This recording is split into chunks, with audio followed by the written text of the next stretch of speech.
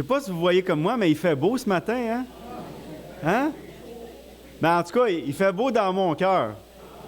J'espère qu'il fait beau dans le vôtre aussi. C'est important d'avoir de la pluie, hein? Parce que ça arrose la pelouse, ça nettoie, le Seigneur nettoie la nature, puis ça donne du repos aussi. Ça a plein de bels effets qu'on ne voit pas sur le coup, hein? Mais merci Seigneur, parce que tu nous donnes ce qu'on a besoin et non ce qu'on voudrait, hein? À toi soit la gloire. J'aimerais, avant de commencer, ce matin, j'ai été chercher Roméo à sa résidence, puis j'ai eu un petit partage avec Ginette qui s'occupe de la maison là-bas. Puis elle m'a partagé quelque chose qui m'a touché parce que, pour ceux qui me connaissent, vous savez que je suis un soudeur de profession. J'ai appris la soudure depuis mon jeune âge. Mon père avait une compagnie de soudure, puis depuis que j'ai 12 ans que je coupe du métal, je soude du métal, je graine du métal, je nettoie du métal, je perce du métal, je place du métal. Moi, dans ma vie, il y a bien du métal autour de moi. Puis, vous savez, j'ai connu le Seigneur, puis là, bon, aujourd'hui, le Seigneur, il m'a fait pasteur. Puis, Madame Ginette, elle me partageait ce matin, tu voyais qu'elle vivait un moment difficile, puis elle dit, mon mari, il a le cancer, puis il s'en va bientôt. Puis ça m'a touché parce que j'ai demandé, c'était quoi le nom de son mari? Puis, quand elle m'a dit son nom, c'est un nom que je connais. Je ne connais pas le monsieur, mais je le connais de réputation, parce qu'il était soudeur lui aussi. Puis ça, juste ça, ça m'a touché. Alors je dis, pourquoi que moi, je connais le Seigneur aujourd'hui, puis pas cet homme-là? Mais j'ai promis à Ginette qu'on était pour prier pour elle et son mari. On va remettre ça, j'aimerais ça prendre un petit temps pour remettre ça dans les mains du Seigneur ce matin. Seigneur, on se courbe devant toi pour placer une requête de prière tout à fait spéciale. Tu connais les cœurs, Seigneur, tu connais chaque personne. Tu as dit que tu nous as tous formés dans le sein de notre mère. Je te prie pour cet homme, Seigneur, qui est malade et son épouse qui prend soin de lui. Que tu puisses mettre ta main sur eux. Que tu puisses, Seigneur, placer un de tes enfants près d'eux pour leur transmettre la joie inexprimable de notre Seigneur et Sauveur Jésus-Christ. Que cet homme-là ne parte pas sans te connaître, Seigneur, et sans te recevoir dans son cœur. C'est ma prière ce matin. Et aussi pour son épouse. Tu peux tout, et Seigneur, tu dis que la prière fervente du juste a une grande efficacité, et c'est en ton nom, Seigneur Jésus, et au pied de ta croix qu'on remet cette requête ce matin. Amen. On va revenir à nos moutons. Ce matin, le titre du message, c'est « Je peux tout ». Pouvez-vous finir le reste? Oui. « Je peux tout par celui qui me fortifie ». C'est qui a dit ça? C'est l'apôtre Paul. Vous avez raison. On va regarder ça ce matin ensemble. Mais avant, j'aimerais vous introduire un petit peu pourquoi qu'on s'en va dans ce message-là. On sait que Dieu est au-dessus de toutes choses, hein? Vous êtes d'accord avec moi? On sait que c'est lui qui a tout créé. Depuis que Jésus-Christ est venu dans notre monde, la relation entre Dieu et les hommes a grandement changé. Parce que maintenant, Dieu habite dans le cœur des hommes. Dieu veut habiter dans le cœur des hommes, par Jésus-Christ. Dieu promet une nouvelle alliance. Le mot « nouveau » est important ici, et « alliance » aussi. Et Jésus-Christ, alliance, nouvelle alliance par Jésus-Christ. Puis que tout pécheur qui se repent sincèrement, c'est simple, mais c'est dur, de ses péchés, le Seigneur Jésus, il est fidèle et juste pour pardonner, justifier et sanctifier cette personne-là. C'est quelque chose de grand, c'est quelque chose de puissant. Puis, on va se mettre vraiment dans un contexte de puissance ce matin, parce que le titre, c'est « Je peux tout ». Hein? Mais il ne dit pas que tout va commencer à aller bien dans l'ère de la grâce, dans la nouvelle alliance. Il ne dit pas que tout va commencer à être facile pour les enfants de Dieu. Mais il ne dit pas non plus que tout va aller juste mal, puis sans jamais arrêter d'aller mal non plus. OK? Faut peser les mots. Hein? Faut regarder, il faut connaître bien la parole de Dieu dans son ensemble pour comprendre son plan au Seigneur. Il va y avoir des beaux jours dans le temps de la grâce, et il va y avoir des jours difficiles. Et c'est ça qu'on va regarder ce matin. On voit dans la parole de Dieu que le peuple de Dieu, il y a eu des hauts et des bas. Vous êtes d'accord avec moi? Quand on lit les rois, quand on lit le livre des Chroniques, on voit le peuple, hein? Ah, il se repent, il revient au Seigneur. Ah, il retombe. Ah, un mauvais roi, il retombe. Oups, un bon roi. Oups, un mauvais roi. Ça, c'était dans l'Ancienne Alliance. Mais dans la Nouvelle Alliance, il va y avoir des beaux temps et des mauvais temps aussi. Ce qui est important, ce que je veux vraiment mettre la lumière ce matin, c'est que comment ça marche, comment ça vit, comment ça pense un enfant de Dieu à travers les bons temps comme à travers les mauvais temps. C'est ça qu'on va regarder ce matin ensemble.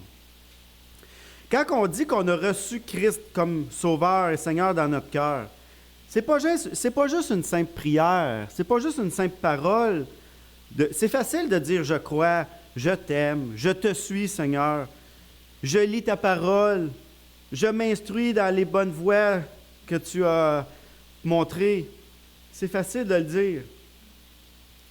Mais quand Christ est dans notre cœur, il dit qu'il va mettre dans notre cœur la capacité de suivre.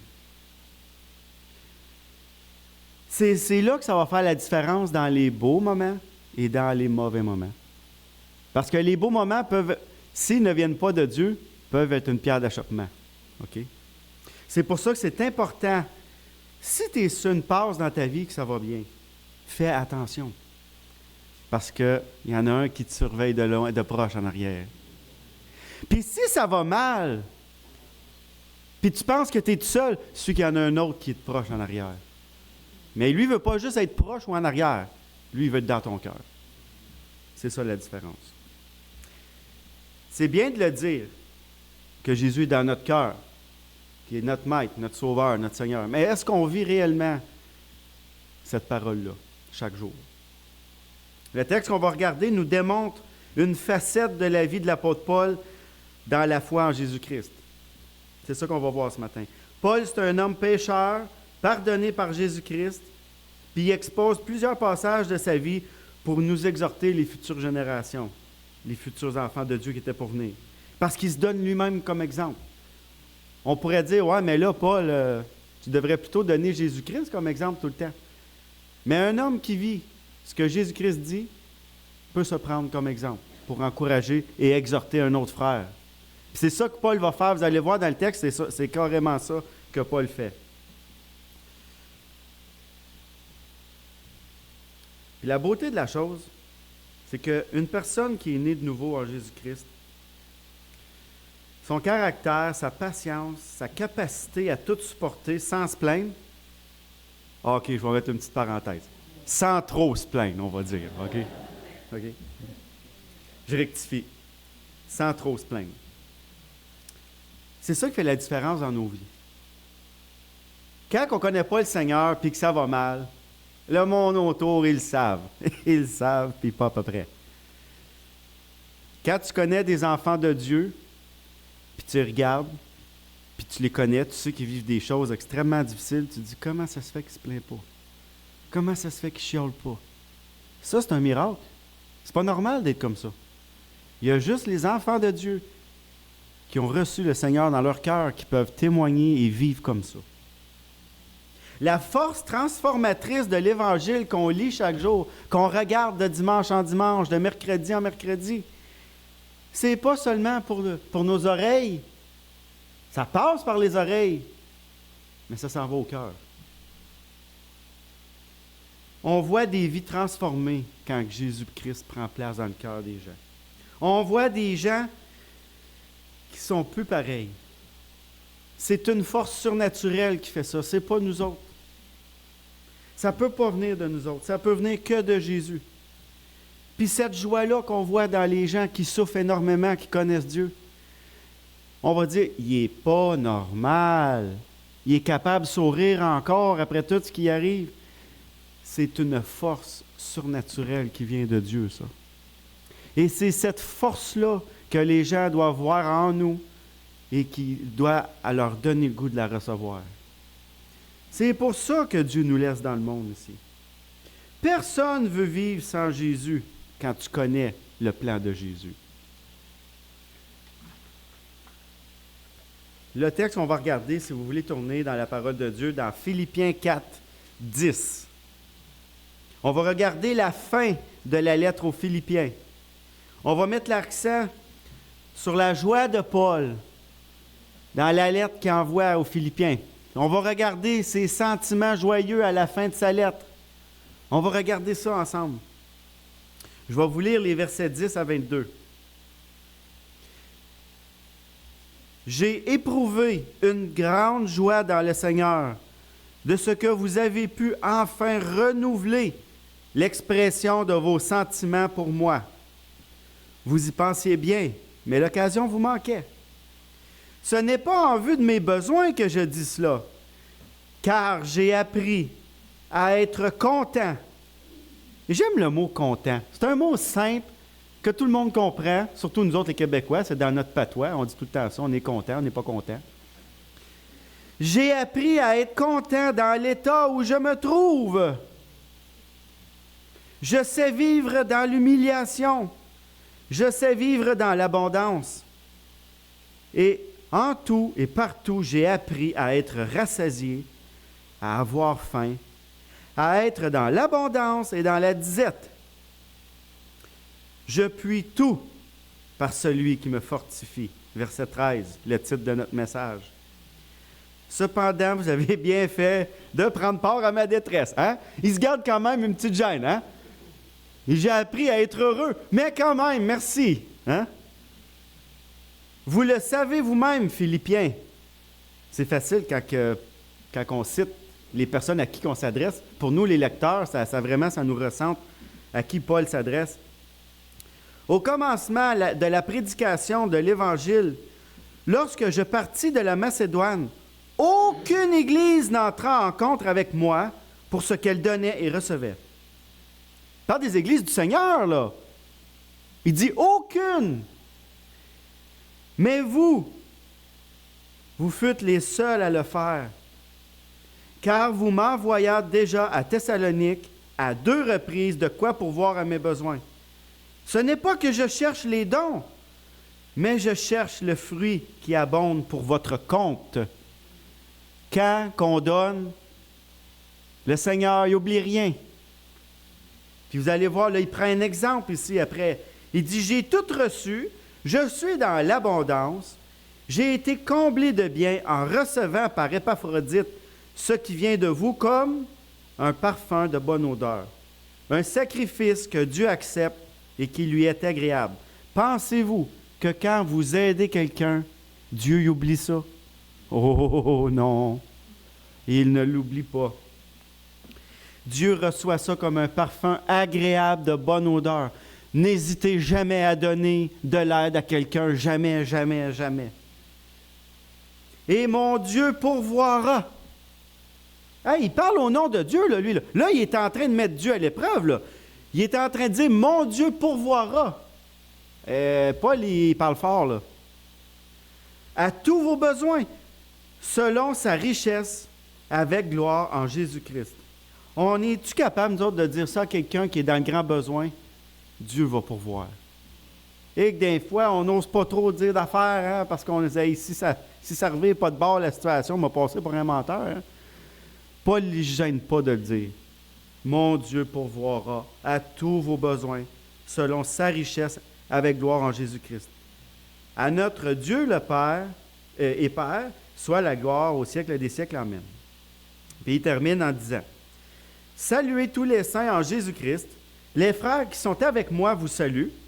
Tous les saints vous saluent, et principalement ceux de la maison de César. Que la grâce du Seigneur Jésus-Christ soit avec votre esprit.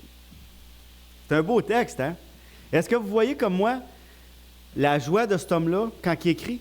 C'est fou, c'est juste des lettres alignées une après l'autre, mais qui expriment une grande joie.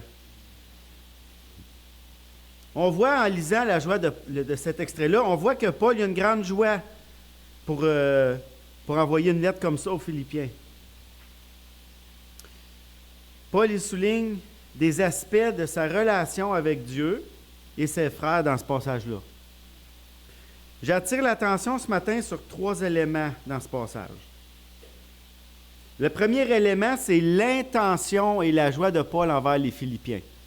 On va prendre exemple sur ça. OK? La deuxième chose que je veux attirer notre attention, c'est la force que Dieu donne en toutes circonstances. C'est ça que Paul dit. Et on va regarder ça. Et la troisième, c'est la providence de Dieu. Quand il dit « Mon Dieu pourvoira », Dieu a déjà prévu d'avance ce que tu avais dans ton cœur de faire de bien pour les autres. Il avait déjà prévu la récompense. Il avait déjà prévu toute la coupe qui déborde, tout le kit au complet. On ne doit pas douter. Quand on lit la parole de Dieu, quand on voit l'histoire de Paul, de Pierre, de Luc, de Jean, nomme-les toutes, là, ceux qu'on va retrouver dans la parole de Dieu qui ont été des bons exemples. On peut, dans nos vies, s'encourager par ça. Donc, le verset 10, c'est celui où on voit vraiment les intentions et la joie de Paul vis-à-vis des Philippiens, OK? Paul, d'une façon dont il commence à s'exprimer avec bien de la joie, il démontre clairement son intention, OK? Si j'arrive devant quelqu'un, OK, qui m'a béni abondamment, beaucoup, OK? Puis j'ai un air de même. Est-ce que je démontre de la reconnaissance? Est-ce que je suis intentionnel à démontrer ma joie de ce que j'ai reçu? Non.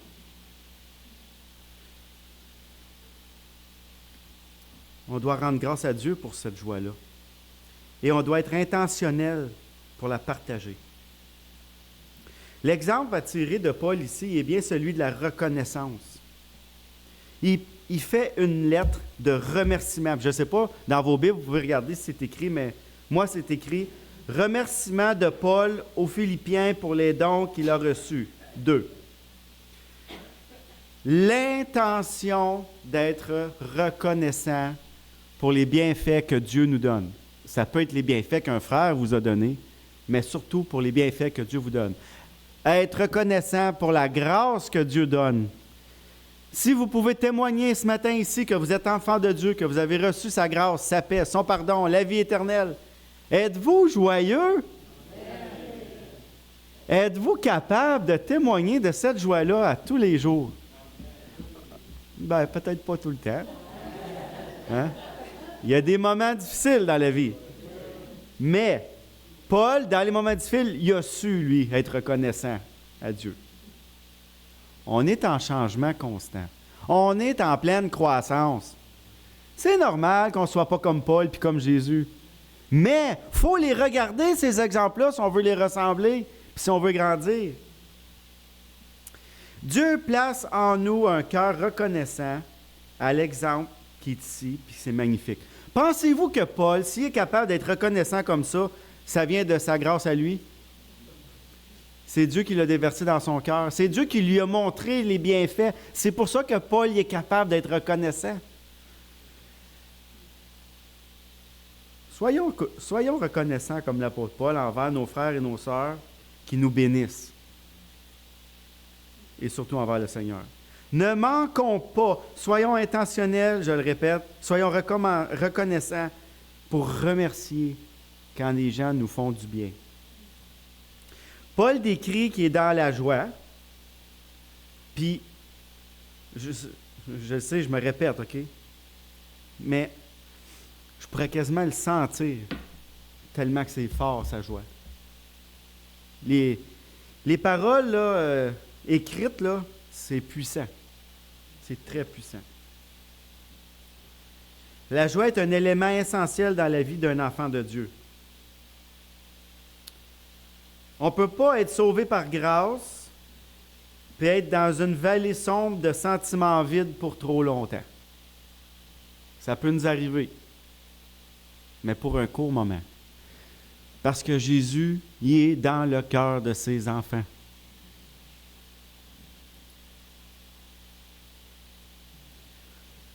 On n'est pas à la hauteur de la sagesse de Paul, je suis d'accord. Mais on doit prendre exemple sur lui.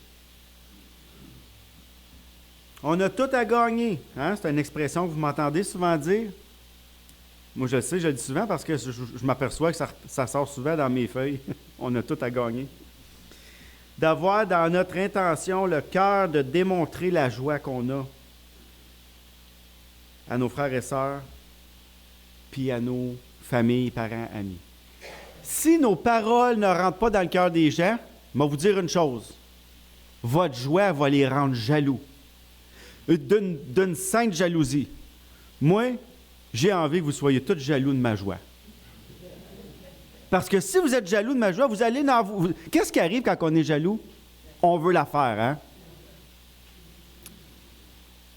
On doit exciter la jalousie des autres, pas avec de l'argent, pas avec. Écoutez, on est tous capables de bien paraître, avoir tous des bons mots quand on parle, puis avoir de l'air au-dessus des autres. On est tous capables de faire ça. Ça attire personne. Ça les éloigne même. Mais notre joie dans l'épreuve, vous n'avez pas idée comment fort que ça parle à quelqu'un. Manquez pas d'être reconnaissant envers les autres. Dieu attire des gens comme ça. Dieu utilise cette joie-là qu'il a placée en nous. Puis, ça va ouvrir la porte à aller plus loin après pour parler. Mais on doit être intentionnel et reconnaissant de démontrer notre joie. Ça, c'est le premier point que je tire du texte. L'intention et la joie de Paul vis-à-vis les Philippiens, puis nous, si on fait le pont aujourd'hui, ça serait l'intention et la reconnaissance de ce que Jésus a fait dans notre cœur pour attirer les autres. Mais ensuite, est-ce que Dieu nous donne tout ça sans nous donner une force? Regardons ce que Paul dit. Je puis tout par celui qui me fortifie. Quel passage de la parole de Dieu qui est révélateur sur la force de Dieu dans le croyant né de nouveau. Seulement dans le croyant né de nouveau.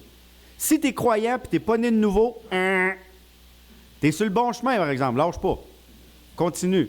Mais il ne faut pas juste que tu sois croyant. Il ne faut pas juste que tu aimes Jésus. Il ne faut pas juste que tu dises qu'il est bon, puis qu'il est beau, puis qu'il est fin, puis que tu l'aimes. Ça, c'est être croyant, puis c'est super bien, c'est super bon. Il ne faut pas lâcher, il faut continuer. Mais il faut devenir croyant né de nouveau.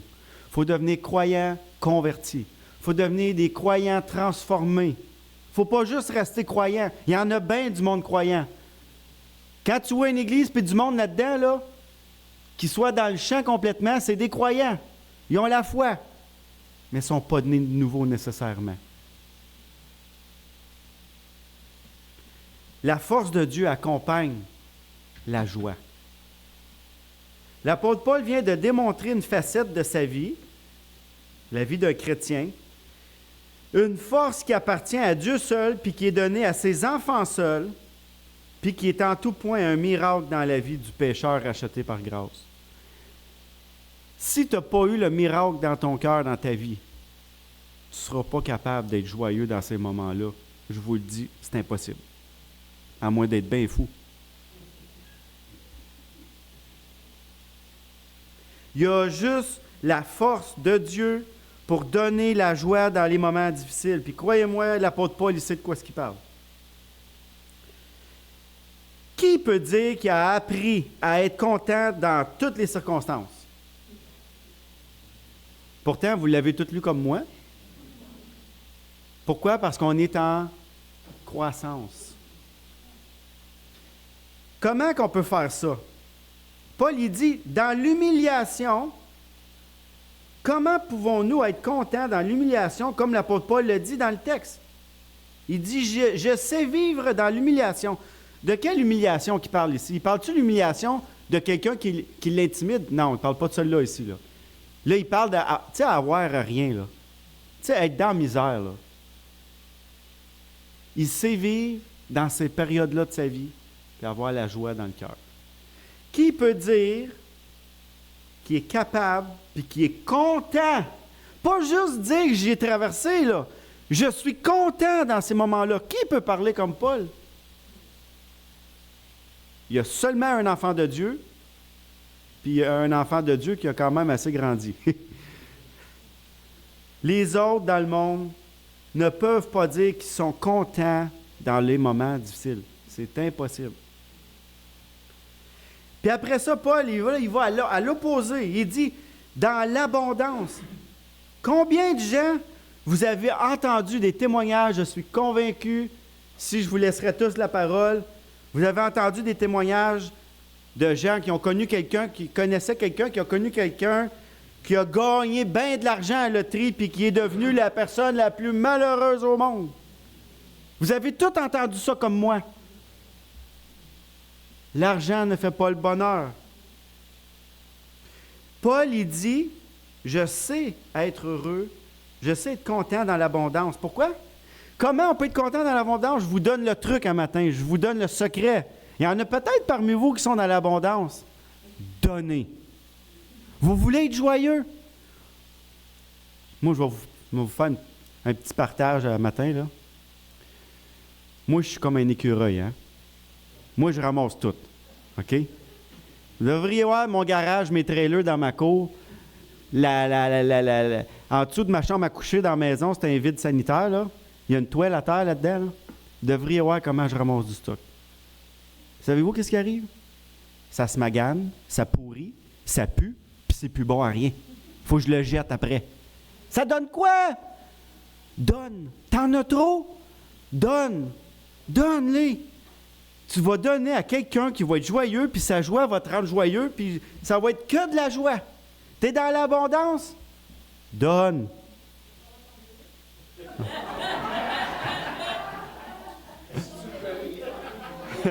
Ouais, juste un petit, il n'est pas payé, hein? À tous les mois, il y a un petit montant qui... Paul savait puiser sa joie dans le Seigneur, peu importe son état. Dans l'abondance, il savait donner. Ça, il faut apprendre à donner. Quand tu en as trop dans ton garde-robe, en dessous de ton lit, puis dans ton coffre à gants, puis dans la valise, puis dans le garage, puis partout, bon, si c'est plus bon, jette-les, là. OK? Si c'est plus bon, jette-les dans la poubelle. Mais si c'est bon, donne. Tu n'en as pas de besoin, tu en as trop. Puis qu'est-ce qui va arriver? Celui qui en avait besoin va le recevoir, puis il va être heureux, puis toi, tu vas être heureux. C'est une grâce offerte par Dieu aux croyants en Jésus-Christ seul, ces choses-là. Paul déclare, « J'ai appris en tout temps, partout, à être rassasié.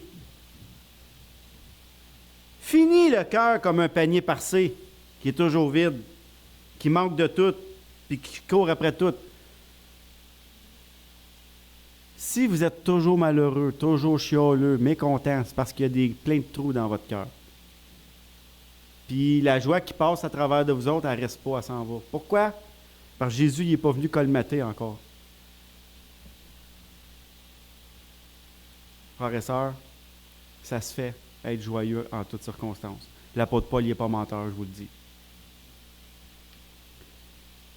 Moi, je veux vous dire, arrêtez d'avoir peur que les mauvais temps y arrivent. OK? Arrêtez de vous faire des peurs avant. Parce que l'apôtre Paul dit, celui qui supporte déjà, celui qui s'inquiète, supporte déjà le fardeau. Il n'est même pas arrivé encore. Tu peux, on va faire une petite parenthèse. Si tu n'es pas un enfant de Dieu ce matin, tu peux le devenir puis vivre tout ça. Mais si tu es un enfant de Dieu, arrête d'avoir peur. Tu auras de la peine, puis tu subiras la douleur quand ça arrivera. Arrête d'anticiper le mal puis la peur tout le temps. Tu es un enfant de Dieu ce matin, là? Je parle à ton cœur, là. Arrête d'avoir peur puis d'anticiper le mal. Tu le subiras quand ça arrivera, puis la joie de Christ va supporter toutes choses. Paul, il savait puiser la joie dans le Seigneur, peu importe son état. C'est une grâce qui est offerte, là je me répète, pour vous dire, qui est offerte par Dieu aux croyants en Jésus-Christ seul. Paul déclare, « J'ai appris en tout, partout à être rassasié. » Paul déclare, dans l'abondance, dans la disette. La disette, c'est quoi?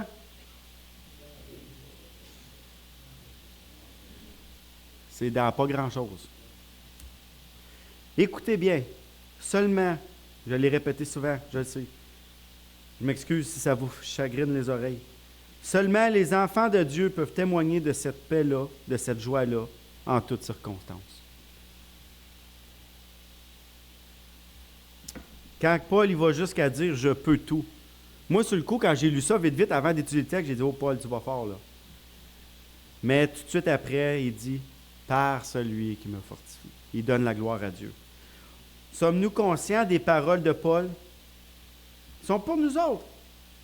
Faisant référence aux éléments énumérés si haut dans le passage, que par Jésus-Christ, on peut tout supporter, c'est impossible pour un enfant de Dieu de parler avec autant de conviction que Paul si tu n'as pas connu la grâce de Dieu. Tu ne peux pas parler comme ça. C'est impossible. Voilà le miracle de la joie. Dans les bons moments, comme dans les moments difficiles, la joie appartient seulement aux croyants sauvés par grâce. C'est ça le cadeau de la vie chrétienne. C'est une joie qui te suit partout, en tout temps. Elle ne te lâche jamais. Elle est toujours là. En Jésus-Christ. Mais pour ça, il faut d'abord que tu ailles emprunter le chemin de la repentance et reçu le pardon des péchés dans ta vie. Sans ça, c'est impossible. Et comment lire un beau texte comme ça et ne pas parler de la providence de Dieu? Paul, il sait ce qu'il dit. Il parle par expérience. Il a vécu des épreuves avec le Seigneur. Depuis sa conversion, évidemment. Parce qu'avant ça, sa vie n'avait pas rapport. Là. Ça n'avait pas de rapport avec Dieu. Il est capable de recevoir cette joie-là. Puis qu'est-ce que je voulais souligner, c'est... Qu'est-ce qu'il a fait, Paul, avec sa joie? Il a pris un crayon, un bout de papier, puis il a remercié ses frères pour l'abondance qu'ils lui ont témoigné en lui envoyant des biens. Écoutez, être reconnaissant, là, c'est important pour un enfant de Dieu. Tu ne peux pas être un enfant de Dieu puis pas être reconnaissant. Tu témoignes que tu as reçu la grâce, la vie dans ton cœur. Tu témoignes que Jésus habite dans ton cœur. Sois reconnaissant. Il va comparer cet événement-là à un parfum de bonne odeur, un sacrifice que Dieu accepte et qui est agréable. Paul, là, ne parle pas que le dos de la cuillère quand il parle. On va trouver cette expression-là chez les Lévites. Parce que les Lévites, là, dans ce temps-là, ils en ont fait des sacrifices à Dieu. Puis on retrouve cette expression-là, un sacrifice de bonne odeur qui monte vers l'Éternel. La façon que Paul vient clairement d'expliquer que sa coupe déborde et que l'abondance est à son comble, il vient démontrer aux Philippiens que Dieu peut combler ses enfants par l'entraide. La providence de Dieu, là, un Dieu qui pourvoit à tout, là, d'avance, là. Pensez-vous que si on ne met pas en pratique la reconnaissance, Dieu ne va pas pourvoir? Maintenant, Paul, il va plus loin. Il leur dit, « Mon Dieu pourvoira à vos besoins. » Les pensées de Paul, les paroles qu'il a dites ne sont pas en l'air, sont vécues par lui-même d'abord. La lettre de Paul aux Philippiens, si ce n'est pas Dieu qui a placé dans son cœur, qu'est-ce qu'il voulait dire?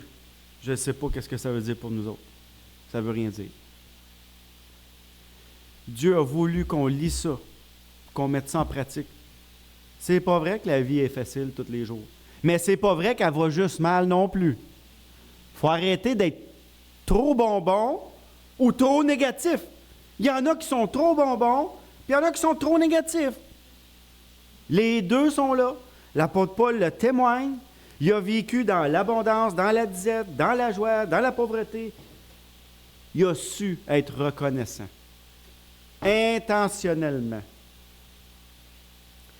Nous, on vit dans le temps de la grâce. Un temps où ce que Dieu n'est pas juste dans l'arche, les parvis, puis le monde dehors, puis le monde qui s'approchait du parvis, puis qui disait qu'être dans les parvis de Dieu vaut mieux un jour dans ses parvis que 1000 jours ailleurs. Nous, dans le temps de la grâce, Dieu habite le cœur du croyant. Comment qu'on devrait être reconnaissant? Mais pour ça, il ne faut pas juste être croyant. Il faut être croyant né de nouveau. Dans ce passage-là, Paul, il dit que Dieu permettra des moments difficiles. C'est ça qu'on voit dans... C'est pas écrit tel quel, mais on voit qu'il est en train de dire, oui, Dieu va permettre des moments difficiles, mais il va permettre des beaux moments aussi. L'important, c'est pas d'être dans les beaux, d'être dans les pas bons. C'est d'avoir Dieu dans ton cœur. Comme ça, on va savoir comment vivre dans l'abondance et dans le besoin.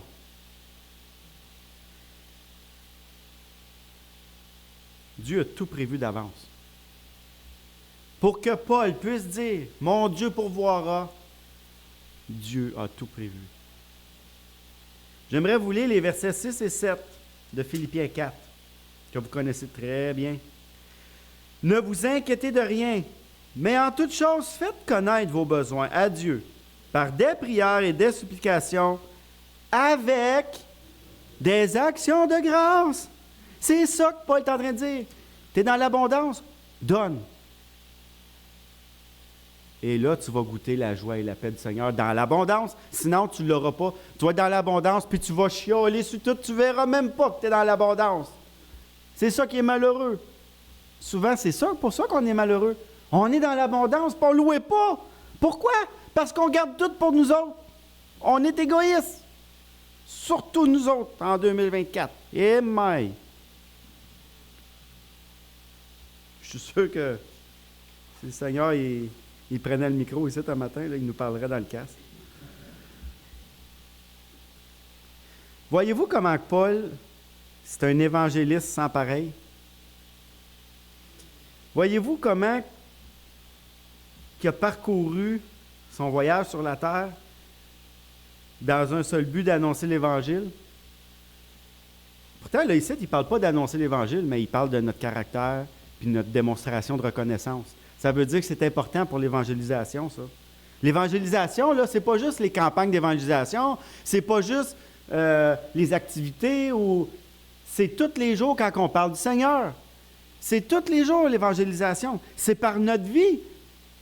C'est par ce qu'on a reçu en dedans qui est supposé de déborder, puis d'arroser tout le monde, puis de faire... Écoute, même les mots les plus durs, quand ils sont dits avec amour, là, ils font du bien. Vous comprendre ça? Jésus, il est capable de redresser quelque chose de bien croche sans le casser, parce qu'il y a de l'amour dedans. Je ne vous cache pas même les moments que Paul a passés en prison. Qui dit qu'il a hâte, qu'il a envie d'aller vivre en prison? Puis qu'il va pouvoir dire qu'il va être content dans ces moments-là. Il y a juste Paul. Ça, je vous le dis, je ne suis pas rendu là. Je ne veux pas y aller non plus. En lisant ce passage-là,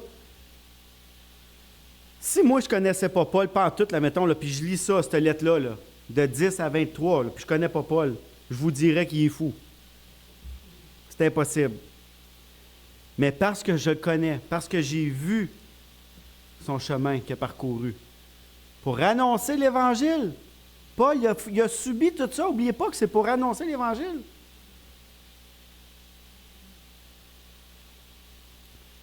Pourtant, ça a l'air que c'est facile d'être joyeux dans ces moments-là. Il faut juste une chose. Être né de nouveau. Pas juste être croyant. Être né de nouveau.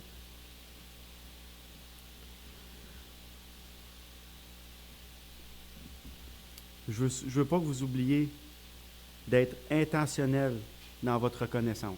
Parce que tu peux dire dans ta tête, hey, là, faudrait que je fasse quelque chose. Là. Tu sais, là, faudrait. Tu es reconnaissant dans ton cœur, mais tu n'es pas intentionnel. Ça arrête là. Il faut pousser dans la vie. Il faut pousser. Il faut faire plus. On voit lorsque Paul il dit « Je puis tout par celui qui me fortifie ». Il n'est pas en train de dire qu'il peut tout dans le sens, là, je vais soulever un auto, je vais... non, il peut supporter tout par celui qui m'a... C'est ça qu'il est en train de dire. Quand tu regardes le contexte du texte, il n'est pas en train de dire « Je peux tout soulever avec mes bras parce que j'ai le Seigneur dans mon cœur, la pompe à pompe, les muscles sont forts. » C'est pas ça qu'il est en train de dire. Il n'est pas en train de dire « Je vais déplacer une montagne. » Toutes ces images-là qu'on voit, il faut faire attention. Il peut supporter tout. C'est ça qu'il est en train de dire. Je puis tout par celui qui me fortifie. Il peut supporter tout par l'œuvre du Seigneur dans son cœur, dans sa vie. Lorsqu'un pécheur est rendu assez humble pour dire qu'il trouve de la joie en Jésus dans n'importe quel moment de sa vie, je peux vous garantir qu'il est vraiment transformé. Là, je n'ai pas peur de le dire. Mais des fois, je nous regarde, puis je trouve qu'on fait dur. Lorsque Paul dit qu'il peut tout par celui qui se fortifie, qui le fortifie, il est en train de rendre témoignage de la puissance de Dieu dans sa vie. Les hommes, les femmes, on a le cou raide. On n'aime pas ça, se faire dire les vraies affaires en pleine face. On n'aime pas ça. On peut passer à côté de la reconnaissance, puis pas le mettre en pratique. On ne va rien faire, puis il ne va rien arriver, puis ça finit là. Un grand trésor dans le cœur d'un homme qui dort. Non, c'est un trésor inépuisable. Donne-en. Démontre ta joie. Manque pas une occasion quand quelqu'un te pile sa grosse orteil de lui faire un sourire. Tu vas le gagner. Tu vas le gagner. Ou quand quelqu'un te coupe en auto puis tu as envie de dire mon... Non, fais pas ça dans ton cœur. C'est pas bon. Réjouis-toi de dire il n'y a pas arrivé d'accident. C'est juste ça. Au moins, il y a ça. Réalisons-nous que le Dieu que Paul parle, c'est aussi celui qui habite le cœur des enfants de Dieu aujourd'hui? C'est le même Dieu, là. On est conscient, mais on l'oublie, je pense. N'oublions pas que le Seigneur veut qu'on soit joyeux dans toutes circonstances. Ça fait partie du cadeau qu'on a reçu en recevant son esprit, sa paix, son pardon, la grâce, la vie éternelle. Écoute, on n'a pas reçu un petit cadeau anodin, là. C'est ça qui doit dégager de nous autres. C'est ça qui doit faire qu'on va s'unir ensemble pour que les gens autour voient. Bien là, je vais vous dire une chose, OK? Je suis convaincu que depuis un an, le monde dans la rue dit « Hey, il se passe de quoi à l'autre bord en face? » Il y a des chars plein la rue jusqu'à là-bas, jusqu'à là-bas. C'est un témoignage, ça. Il faut que ça continue. Mais pour ça, il faut que l'amour, la joie, la paix règnent, le pardon. Puis ça, c'est pas facile. Puis ça prend des croyants nés de nouveau. Parce qu'il y a juste des croyants, là, je vous le dis, les tempêtes, ils vont être rough. Ça prend des croyants nés de nouveau. Enfants de Dieu. Sauvés par grâce.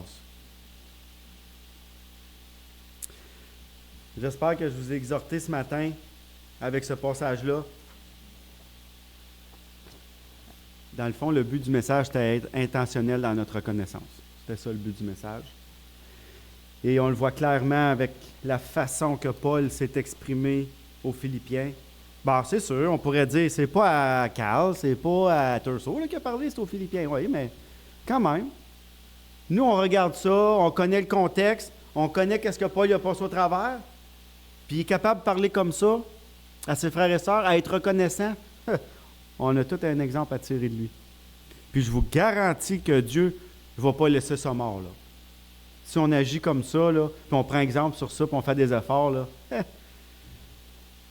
soyez assurés que vous allez vous apercevoir que votre joie ne se sauvera jamais de vous autres. Fait que je souhaite que le Seigneur vous accompagne tous les jours. Puis si vous ne l'avez pas encore dans votre cœur, écoute, Dieu, il n'est pas inaccessible, là, hein? Même s'il est au ciel, bien haut, bien loin, puis qu'on ne le voit pas, là, il est tout près de vous. Il est devant, en haut, en bas, derrière. Mais ce qu'il veut, c'est plus qu'être en haut, en bas, devant, derrière, autour. Il veut être dedans votre cœur. Donc, je vous encourage à garder la joie. Puis si vous ne l'avez pas, de la trouver en Jésus-Christ. Puis perdez pas une journée si vous ne l'avez pas. Prenez-la tout de suite. Commencez tout de suite à goûter ça, puis à vivre ça. Puis le Seigneur, lui, il va vous garder dans la joie dans tous les moments qu'on va passer au travail. J'inviterais Jean-Pierre pour les... Ah, Daniel! C'est vrai, c'est Daniel, je finis. J'inviterai Daniel et Jean-Pierre pour terminer.